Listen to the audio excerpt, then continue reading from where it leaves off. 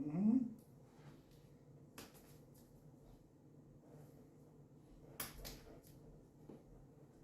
Truth be told, this guy here is training. He's training for some pretty big things coming his way. So a lot of that y'all are not going to be able to see. Well, we'll talk about it, but a lot of them things you're not going to be able to see. So we'll have a couple of drills here and there. We'll move forward. We'll go on. Let that be that, right? But anyway, let's get off into something. I'm gonna show y'all this. This is very important. Y'all need to know this. It's gonna take a little bit longer, but let's work at it. We're not gonna do it all tonight either. We're gonna split it in 4 parts. We're gonna use the juts. Okay, so listen to me, listen to what I'm saying. And I need y'all to pay attention because I know y'all skip through all this. Please don't. Don't skip through any of this shit. Y'all need to know this. So, jut sao or jump sao is what 99.9% of you martial art Wing Chun schools will say. And there's a big problem. Because what y'all will say is, y'all have the whole class line up and y'all say, everybody jut sao. And you'll have some that'll do this, you'll have some that'll do this. You may have some that'll do this, you know, going across, not both hands because that's sub G style, but going across like this. And one was gonna go back like this because they learned it from the form to go back like this. And everybody will be correct because no one even discerned which was which. You get what I'm saying? Or you'll say everybody jumps out. You got somebody like this. You got somebody like this. You got somebody like this. You got someone like this, and everybody's right because no one discerned. And this is that one time, and this is a black man telling you this. So listen, there is a such thing at times when you have to have a Eurocentric idea of discernment. I said it. If there's points where you gotta break stuff down, there's a reason why there's an animal kingdom and there's a phyla and there's this and there's scientific that. Method. Scientific method, breaking stuff down. Okay? So in Wing Chun, I'm proposing, and I hope y'all listen to me. This is how I teach it in my school. You have jut sao. You have jut sao. You come from here, you can go into jut. I know some people in some schools, they'll go from here and they'll go into that. That's jump sao. That's a sinking hand, right?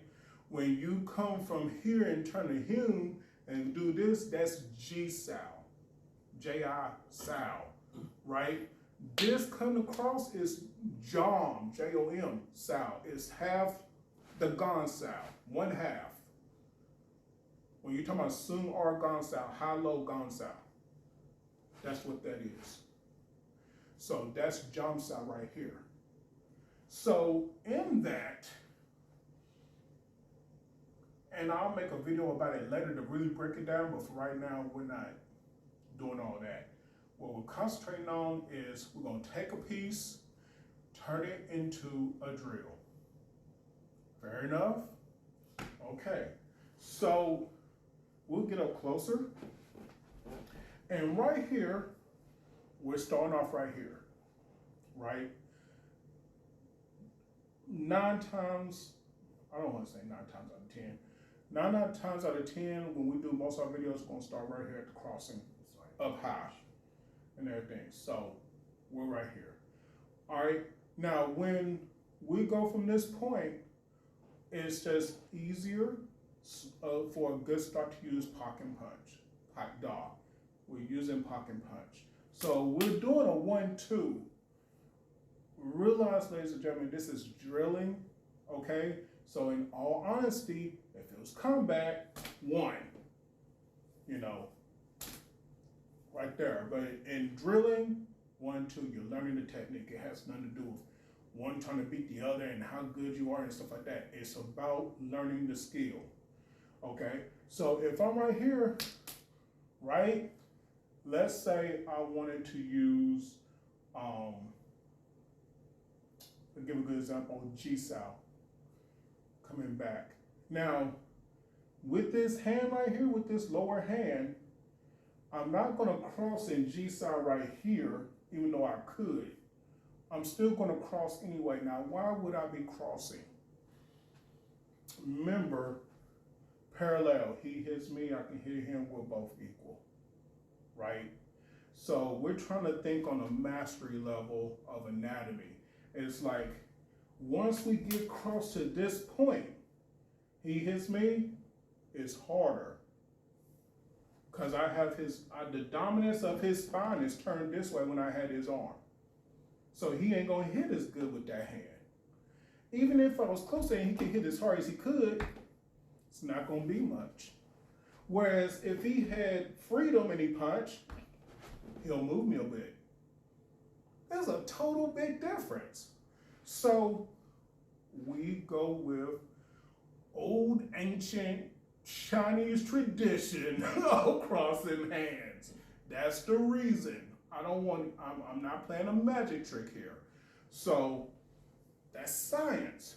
So if I do this and I cross, what I'm going to do is I'm going to place slowly like Fook, and I can touch with those last two fingers and then bring it back. I'm using the idea of G-Sal, but I'm going to have a Fook style hand to be able to cross and do what I need to do. I'll show you again. So, right, I slowly touch, I bring back, I have my hand here. You know, that last part I kind of pull a little bit with those two fingers, 2 or 3 fingers. But you get what I'm saying? So G-Sal a lot of times, and the reason why there's a grab there, because I want everybody to understand this.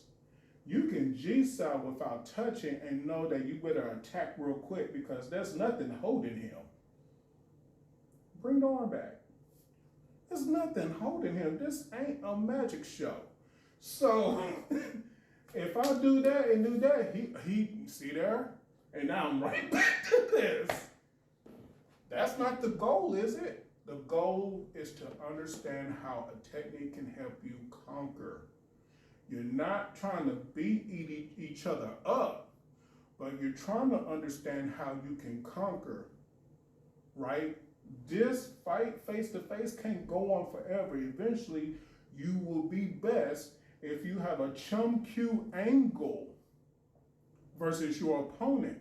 So the opponent can't fight back, but you can fight still double. Does that make sense? It's elementary. It's not even, doesn't even take a lot of intelligence to talk about what I'm talking about right now.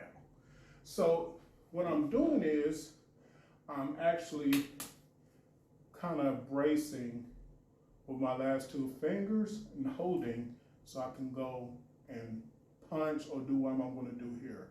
And that's my goal. The goal right now is not to hit. I'm not going to be Gary Lamb right now and just ta-ta-ta-ta-ta all over him and push him and stuff. You know, we'll get there. Right now, we're learning a technique. So that bring back represents this. And it's actually really this. And like I said, no one's saying that you can't do this and use a Fook style reference to help that hand. Because if you want to keep the arm, you'll do this. When you pull back, it's harder. It's a bird perching. But, like I said, if you don't have no grip, so you do whatever it is you want to do, I suggest that claps right there. Almost like a paper clip, right? So he's doing it towards me. And he has that claps right there on my arm. That way, if I move, he knows. He can keep going, he can keep hitting. It's a sensory, you know, and it's very light. It's just like, it presses right there. If he moves back, I follow. I don't have to do much. Try that. That's what it is. You lighten it up. Lighten it up. Yeah, right there. It's like a bird. A bird barely perches on that branch, and when I move, it's just that quick. I move back. It create a free hand, lots out jig chun. Remember, for any all your Wing Chun people. Okay, so he's gonna do that a couple of times, and we're gonna roll out.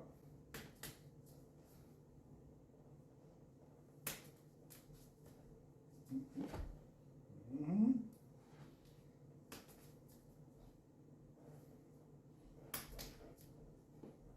Good. And that's for people, and we'll practice this later when we cut the camera off, but this is for people that say there's no Fuku Sai in Wing Chun.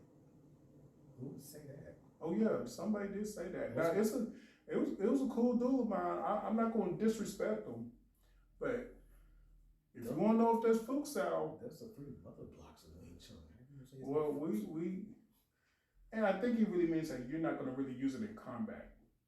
But then you